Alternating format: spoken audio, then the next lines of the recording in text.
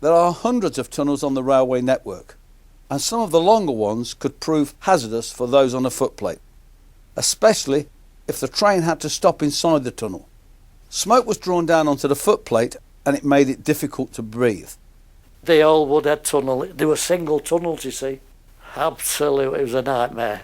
There was only 18 inches either side of your engine to a wall. And of course, over the years, that 18 inches went to almost touching with soot and mud and all that on the sides of the wall, you know. Once I had a very bad doing it with slips to a stand, and I hadn't experienced anything like that before. I'd always managed to get through reasonable, because we had 3 air shafts in the Woodhead. When you got to the first one, we could feel the cold air, and there was a big one in the middle, which was great, and one just before he came out, and it was 3 mile long. And this particular day, we were slipping as we was going in, and it finished up. The driver said, "Get down on your hands and knees and breathe the air from the step." And I said, "I can't breathe, I can't breathe." Yeah, we had to stop. There was 1 or 2 telephones in the tunnel. We had to ask permission from the signalman to back out. He had a sidings at Woodhead, not big, about 6 or 7 roads where they could put wagons on.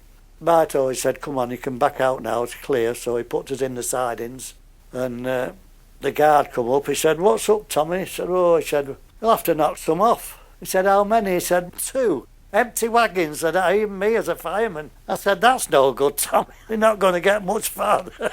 "Well, make it 5 then." So he made it 5, and we weren't much better, but we did get through second time. The advantage where we lived at Royston, being only 5 minutes away from the shed, was that if you were on between midnight and 6 o'clock in the morning, there was a chap came round and knocked you up.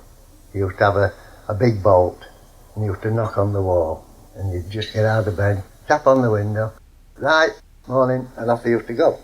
It was a very good system. It doesn't mean to say that everybody used to be always on time, because many a time they've got back into bed. "Well, I'll just have another 10 minutes, you know, middle of winter, just have another 10 minutes, and then they've overlaid." Well, if they overlaid, they automatically lost day's pay because they got to go back home. And I vowed that it would never happen to me, and it didn't. And I've never been late for work in my life.